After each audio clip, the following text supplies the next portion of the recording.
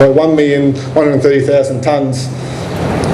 So it's a very large number actually, the pool of carbon that's there, and we're doing little changes around the edges, so that's why it's so hard with the measurement. That's just a graph of soil carbon.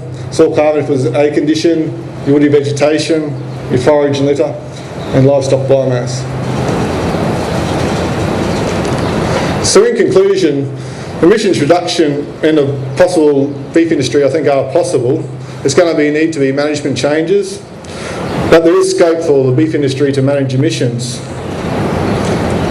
There's still much uncertainty in measuring and understanding the change and what's actually happening, but there are some principles available, and we need to be continuing to work towards clarifying them for Queensland systems.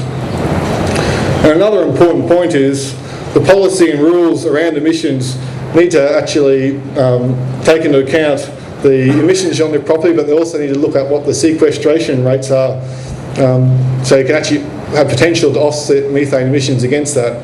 In the current counts they measure methane emissions, they measure tree clearing, they measure energy use, but there's really nothing to actually reduce those numbers down. So even if the beef industry reduced their methane emissions by 20 or 30%, we're still going to be a large percentage of the Australian emissions. And I'd like to leave it there for discussion. Thank you.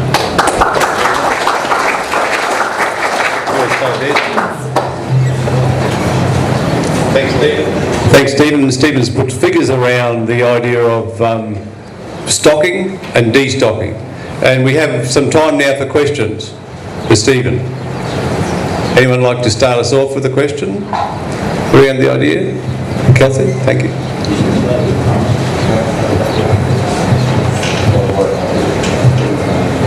G'day, Stephen. Hey, Kelsey. You want to be on the TV because no, Dave? Not really. Thanks, Terry. Oh, you looked at it.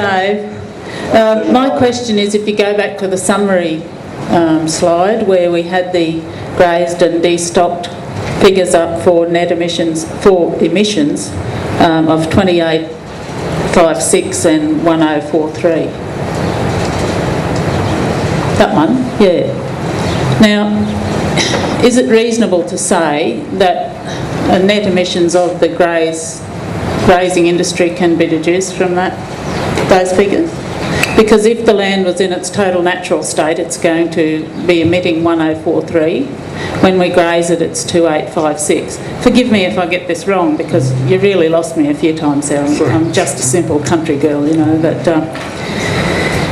is that a net emission for the grazed property of 1813 or somewhere around there? Is that the way we're able to calculate it, or am I missing something?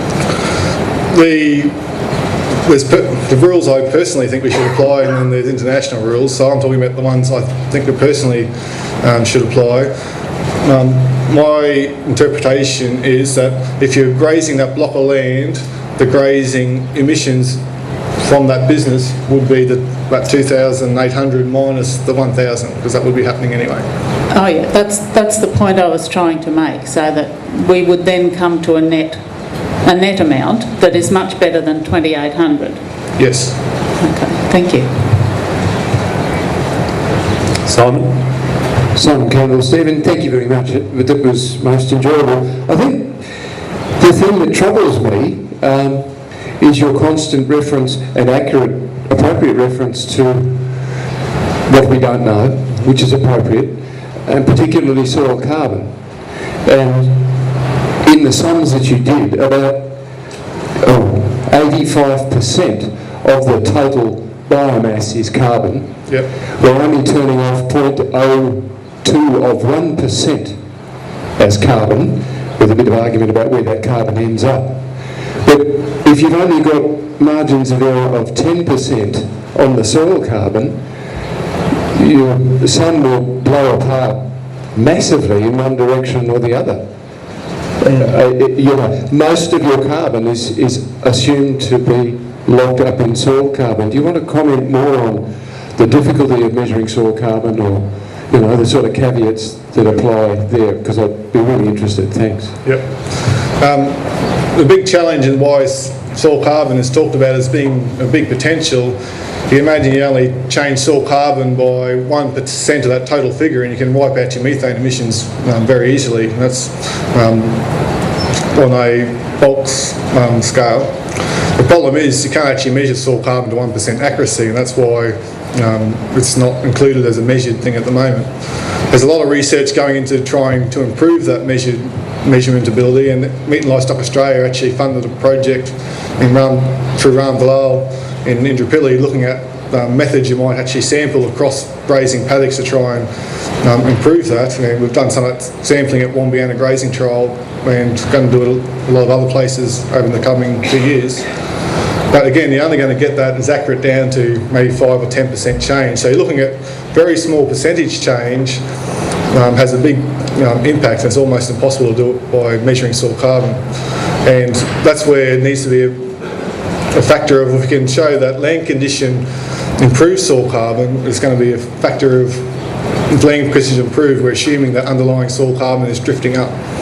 So it is going to be always very difficult to actually offset it on a tonne or kilo basis. Yeah, it's just a fact of life.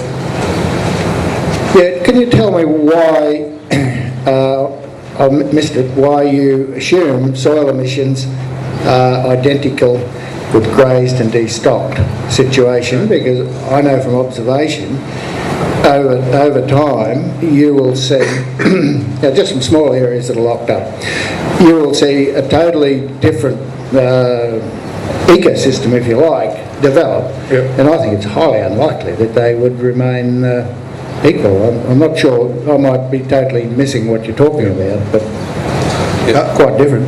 You may be very correct. As soils become healthier, they're going to be cycling through quicker, so they'll be emitting and also absorbing quicker. So what's the actual balance there? The research really hasn't been done in grazing land in Queensland. There's done some research in some forestry areas in other parts of the world, but they're probably not very applicable to rangeland systems in Queensland. And the soil emissions, they don't actually look at the carbon dioxide emissions from actually emitted from the soil, so your microbes eating away and breathing out essentially like we do. You don't actually count those carbon dioxide emissions. It's actually the nitrous oxide emissions, which is only a very small percent of the gas that comes out of the soil. But when you multiply that by 200 plus global warming potential, that's where that number gets big quite quickly. And really we've got no understanding of what the impact is from management. For example, if you've got grazing and the soil's more compacted, it might be more anaerobic, so it might actually produce more nitrous oxides because it's not going through to carbon dioxide. But in a healthier, well, less bulk density soil, it's going to be cycling more, so they might be actually producing more. We really just don't know. And again, the termites part of the soil, we really don't know what impact it is and whether there's competition between cows and termites. It's just unknown.